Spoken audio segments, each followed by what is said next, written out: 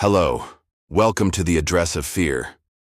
If you love horror stories, don't forget to subscribe to our channel. If you're ready, let's get started. The air in New Orleans carried a stifling humidity, even at this time of year. At midnight, the streets seemed to disappear under the flickering glow of the yellowed streetlights. The city held many stories within its history. Some were legends, while others were tragedies forgotten in the shadow of reality. In one of the rundown apartment buildings on 132nd Street, Thomas Wren had no idea that this night would be anything but ordinary. The wooden walls of the old building creaked softly with the slightest breeze, and eerie sounds occasionally echoed from its metal water pipes. Thomas sat on the couch, a cold beer can in his hand, staring more at the shadowed corners of his room than at the television screen. A few minutes ago, the power had gone out briefly, and ever since it returned, the lights had been flickering. Strangely, he took a deep breath and stretched on the couch. A heavy, invisible weight had settled on his chest. He didn't know why, but all day long, an unsettling feeling had gnawed at him. A strange unease. It had become a familiar companion on his sleepless nights. Trying to shake it off, he rubbed his eyes and leaned back, and then he heard it. A deep whisper. He couldn't make out the words. In fact, he wasn't even sure if they were words at all. It was vague, like the rustling of the wind, but undoubtedly coming from inside the room. Thomas felt the hairs on his arms stand on end. He turned down the volume on the TV and held his breath, listening intently. The whispers were coming from the darkest corner of the living room. His eyes slowly drifted toward it, and there it was. A shapeless, motionless shadow standing in the darkness where the dim light couldn't reach. It resembled a human silhouette, but was too blurry, too indistinct. Thomas's heart began to race. His body wanted to move, but his muscles felt frozen in place. He blinked. The silhouette was gone. A shaky breath escaped his lips. He rubbed his face with his hands, trying to steady his trembling breaths. "Maybe I'm just tired," he muttered to himself. But the unease did not fade. For a few seconds, he remained motionless, his eyes still fixed on the now empty corner. He couldn't shake the feeling that he was not alone. Something else was in the room with him, unseen, yet undeniably present. At last, he forced himself to move. Maybe a glass of water would help clear his mind and wash away this brief panic. He stepped carefully toward the kitchen, each creak of the wooden floorboards echoing in his ears. He reached the counter, grabbed a glass, and turned on the faucet. Even as he drank, he felt uneasy about turning his back to the room. And then, a deep, raspy breath sounded behind him. The glass slipped from his hand and shattered on the floor, shards scattering in every direction. He spun around, his heart pounding. But the kitchen was empty. Yet something was there. He knew it. That night, for Thomas Wren, sleep would no longer be a luxury he could afford. Ms. Keller had lived in this apartment building for years. She was an old and lonely woman who usually went to bed early and paid little attention to the noises from outside. But tonight was different. At first, she heard a faint, muffled sound. Half asleep, she assumed it was a cat's meow or just the wind playing tricks.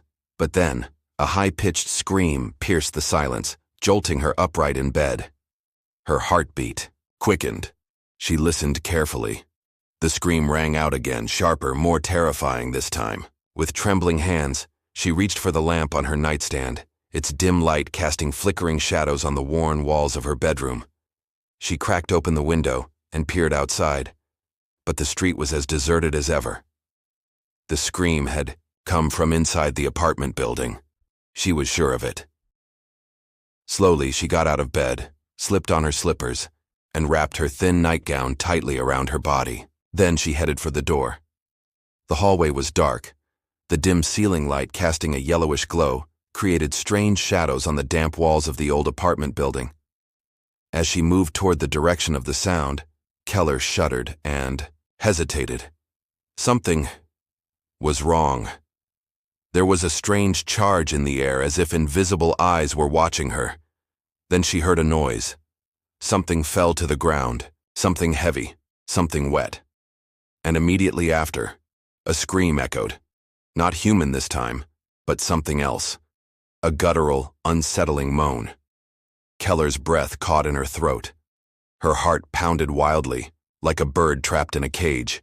With trembling fingers, she reached for the phone, struggling to press the buttons. "Police! Police! Something is happening in the apartment. I hear screams. 103 2nd Street. Please hurry." Just before she could hang up, she noticed something. From the lower floor of the building, Thomas Wren's apartment, heavy footsteps were approaching the stairs.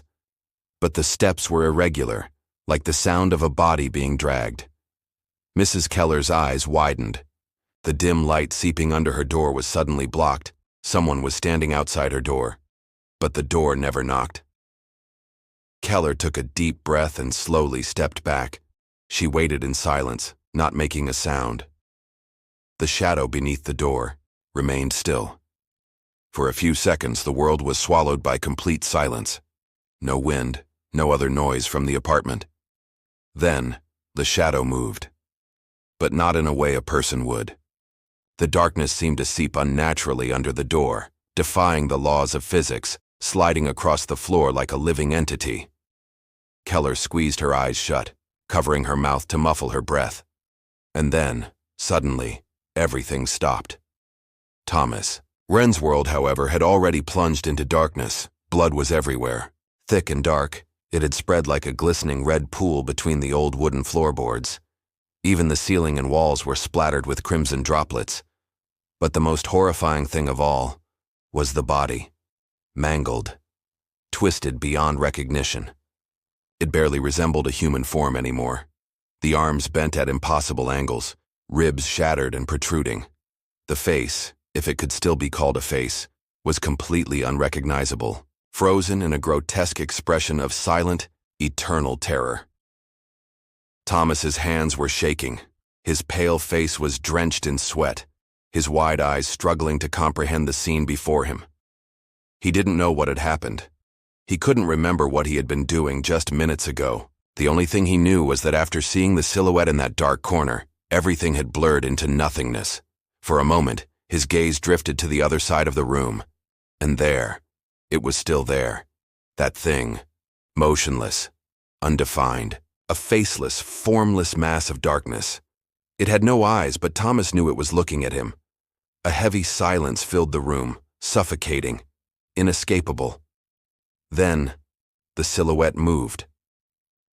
And for the first time in his life, Thomas realized he was too terrified to scream. The security camera had captured everything. At exactly midnight, the small camera on the ground floor of the apartment showed Thomas Wren's door. First, muffled noises came from inside. Then, Thomas's screams. But the screams only lasted a few seconds. And then, the door slowly opened. Something had stepped out of Thomas Wren's apartment, but it was not human. A pitch-black shadow slid into the corridor, hesitating for a moment before moving toward the stairs with slow, deliberate steps. At that moment, the camera flickered, distorting, like a disrupted signal, and for a second, that silhouette turned toward the camera and looked directly into it. Detective Alan Crow took a deep breath as the red and blue lights of police vehicles reflected off the damp walls of the apartment building. In his 15 years with the New Orleans Police Department, he had seen many brutal murders, but something in his gut told him that what he was about to witness tonight was different. Even in the darkness of the night, the old apartment complex looked grim. The building had been neglected for years. Cracks ran along its damp walls and moisture had caused the plaster to swell and peel. The iron railings were rusted, and the entire building was as silent as a grave. Crow lifted the yellow police tape and stepped inside. The sharp scent of blood burned his nostrils. In the middle of the living room lay the body of Thomas Wren. Or at least, what was assumed to be a body. Crow's face tensed, his stomach twisted, but years of experience kept him steady. The corpse was unrecognizable. Thomas's arms and legs were bent in ways that seemed impossible for a human body. His bones had pierced through his skin. His face, if it could even be called that. Deep claw marks stretched from his cheeks down to his chin, and his mouth was unnaturally agape. His eye sockets were empty, as if something had gouged them out. "Jesus Christ," Crow muttered. The rest of the room looked like a scene from a massacre. There were handprints on the walls, but they weren't normal, not from nails or fingertips, but as if they had been left by sharp claws. Blood had splattered onto the curtains, a table was overturned, and papers were scattered across the floor, all signs of a violent struggle. But what caught Crow's attention the most was that despite the chaos, there were no traces of anyone else. Someone, or something, had been in the room with Thomas Wren, but there were no footprints, no evidence of a human presence. "There's a working camera," said a young officer at the scene. "In the hallway." Crow turned to look at him, a strange sense of unease settling in his chest. "Let's see the footage." He moved to the security monitor near the apartment entrance. The officer fast-forwarded the tape until the footage of Thomas Wren's door appeared on the screen. At first, everything seemed normal. Thomas closed his door. Then, inside his apartment, the lights flickered on and off. The camera glitched, for a moment, as if it had received a bad signal. Then, Thomas flinched, reacting to something inside the room. "Look at this," Crow said, pointing at the screen. "It's like he's talking to someone." Thomas was staring at an empty section of the wall, his lips moving, but there was no one else in the room. If there had been audio, perhaps they could have understood what, or who, he was pleading with. And then, something happened. Thomas's eyes widened in terror. His body began to tremble. Then he screamed, but the most terrifying part of the footage wasn't Thomas. In the far left corner of the room, something was there, completely black, human-shaped, yet without a face, hands, or any discernible features. It just stood there, motionless, like a shadow that had taken form. Thomas, panic-stricken, staggered backward and pressed himself against the wall. Then he tried to run, desperately flailing. But no matter how hard he tried, it was as if he had slammed into an invisible barrier. Then the camera glitched again, the screen distorted, and for a few seconds nothing could be seen. And suddenly, Thomas's body collapsed. He convulsed violently, his limbs twisting at unnatural angles. His screams seemed to echo, yet no sound came through the recording. The silhouette was still there, neither a movement nor a sign, just a darkness that made its presence known. In the final seconds of the footage, the black silhouette slowly lifted its head and looked directly at the camera. For a moment, Crow forgot to breathe. It had no eyes. Yet that gaze, it felt as if it was looking straight through the screen, directly at him. And then, the camera went completely black. Detective Alan Crow felt as if he was being pulled into a nightmare while searching for answers about Thomas Wren's death. The security footage he had watched that night was beyond anything rational. It was horrifying. Right before his eyes, a man had been torn apart by an invisible force. And yet, the camera had recorded that unmoving black silhouette, standing in the corner. Crow's instincts told him this was no ordinary murder. So instead of settling for official reports, he decided to investigate the building's history. The apartment on Kade. When had it been built? Who had lived there? As he dug deeper, he came across a chilling truth. Everyone who had ever stayed in that apartment had either vanished or died in gruesome ways. The building was originally constructed in 1908 by a wealthy businessman. Back then, its location near the French Quarter in New Orleans made it a highly sought-after residence. But, in 1924, the building was sold to a new owner, Victor Lafay. Lafay's name kept appearing in Crow's research. Old newspapers, police reports, even local legends. They all revolved around him. In the early 1900s, Victor Lafay was one of New Orleans' most enigmatic figures. He called himself an occultist and was known for conducting secret rituals. Rumors claimed he was obsessed with life after death and communing with dark entities. Inu. The fall of 1924, Lafay and his small cult performed a ritual. For days, eerie noises and strange lights were reported coming from his top-floor apartment. Neighbors claimed they could hear unsettling whispers seeping through the walls. And then, one night, Victor Lafay vanished. When the police arrived, at the scene, they found no one inside. Lafay's followers had disappeared as well. The only things left behind were intricate symbols drawn on the floor, Latin phrases etched into the walls, and melted candles scattered across the room. But the most disturbing thing was a message scrawled in dried blood on the wall. The shadow came. It took our souls. The police dismissed the case, concluding that Leifei had fled. But the locals believed otherwise. They insisted that during his ritual, Leifei had summoned something, and that thing had dragged him into another dimension. From that night onward, every resident of the apartment either mysteriously disappeared or met a violent end. As Crow sat in the city library, reading these accounts, a cold shiver ran down his spine. Every victim had died the same way. Their bodies were found unrecognizable, bones broken at unnatural angles, eyes missing, just like Thomas Wren. And before they died, they all saw the same thing. The black silhouette caught on camera. Crow leaned back in his chair and rubbed his temples. He had been trained to solve homicides.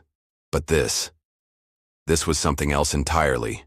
Had Victor Ace Lafay truly summoned an entity all those years ago? Or worse, had he become that entity? When Crow returned to the apartment after his research, he felt it the moment he stepped inside. The air, it felt like it was breathing. The building's hallways were narrow and suffocating. A faint hum echoed from the walls, sending a chill down his spine. This was no ordinary place.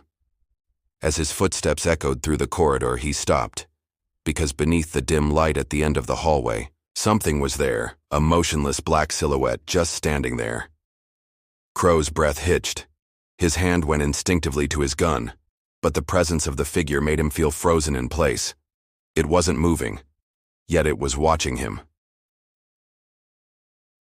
In that moment, the air around him thickened. The whispers from the walls grew louder. The words were incomprehensible, but they carried the chilling weight of death. And then, Crow instinctively understood. This building was still under Victor Lafay's curse, and that curse had come for him. Detective Alan Crow had seen his fair share of horrors, murders, disappearances, gruesome crime scenes, but this apartment, this cursed place, was different from anything he had ever encountered. This place felt like a living grave. He knew what had happened here. Victor Lafay and his terrifying ritual, Thomas Wren's mangled body, the inexplicable footage from the security cameras. But knowing wasn't enough anymore. He had to see it for himself. And so, at midnight, he entered the apartment alone. 57 p.m. When Crow stepped into the apartment where Thomas Wren had died, an oppressive silence filled the air. The atmosphere was thick, suffocating with dampness. The furniture was still stained with dried blood. Moonlight filtering through the window cast an eerie glow across the room. He held a flashlight in his hand, but he knew even light wouldn't fully pierce this darkness. The shadows on the walls were still, yet somehow, he felt as if they were watching him. As the unsettling sensation in his chest grew heavier, he reached into his pocket and pulled out an old silver cross. It had belonged to his grandmother, who had passed away years ago.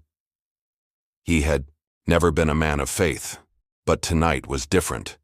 Tonight, Crow expected only two things, silence or terror, and the second one was coming for him. 32 a.m. He had spent exactly an hour in the apartment. At first, nothing happened, but Crow's biggest mistake was his impatience. Because the thing in this place, it had all the patience in the world. Just as he decided to leave, a whisper rose in his ears. At first, he thought it was the wind. But the wind did not whisper words. Unfathomable, soul-piercing words spilled from every corner of the room.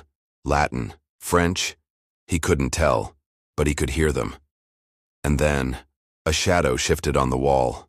At first, it was nothing more than a dark blur, like a trick of the light. But then, it moved. Every muscle in Crow's body tensed. The shadow slid slowly from the wall, as if peeling itself away. At first, it was thin, indistinct. But within seconds, it took on a human form. Tall, arms nearly reaching the floor. And its face, there was no face. Just a void of darkness. Crow raised his flashlight. Normally, light would dispel a shadow. But this thing remained. Even in the beam of light, its presence did not waver. In fact, the moment the light touched it, it became clearer. Its body began to take shape, a shredded shirt, limbs twisted at unnatural angles. And despite every rational part of his mind rejecting the idea, Crow could not ignore the horrifying possibility. Could this thing be Victor LaFay? 47 a.m. Crow tried to run, but he couldn't move. Then, something happened. A shadow shifted in the corner of the screen. Ramirez narrowed his eyes, leaning closer to the monitor. At first, it was just a distortion, a trick of the dim lighting. But then, the shadow moved. Alan froze in the video, his flashlight trembling in his grip. His breathing grew ragged, visible even through the grainy footage. The darkness in the corner stretched and twisted, taking form. A figure emerged, tall, unnaturally thin, its arms hanging low. Its face was a void of pure blackness. Alan took a step back, raising the silver cross in his hand. The figure stopped. For a brief second, the screen flickered and something strange happened. The silhouette seemed to fracture, like cracked glass. Then, it lunged. The video distorted violently. The screen filled with static and erratic flashes of Alan struggling against the shadowy entity. Ramirez could barely make out what was happening, but the sounds, the wet, sickening crunch of bones, Alan's muffled screams. Then, silence. The static faded. And the figure, it turned. Ramirez's breath caught in his throat as the silhouette lifted its head, facing the camera directly. No eyes, no features, just an abyss of darkness. And yet, it was watching him. The footage ended abruptly. Ramirez's pulse pounded in his ears. His instincts screamed at him to run, to leave this cursed place and never look back. But then, the security monitor flickered. A new feed appeared. It was live. And on the screen, standing motionless in the doorway behind him, was a black silhouette. The shadow slithered down the walls. Alan stepped back. He pulled out his cross. But, this time, it didn't work. The shadow enveloped him like a shroud. His body lifted into the air as if held by an invisible force. Alan struggled, gasping for breath, and suddenly the footage distorted. Static rippled across the screen. Then, Alan fell to the ground. Just like Thomas Wren, Ramirez felt his stomach churn. But the last few seconds of the recording took his horror to an entirely different level, because the shadow turned and moved directly toward the camera. And then, a face emerged. But that face was Alan's. The silhouette stared into the camera and smiled, and the screen abruptly went black. Ramirez struggled to breathe. He hesitated between turning off the device or leaving it running, but at that moment, he felt something right next to his throat. A breath. Cold, deep, unmistakably real, and a whisper, "You're next." Ramirez spun around, but there was nothing. Yet he knew one thing. This wasn't over.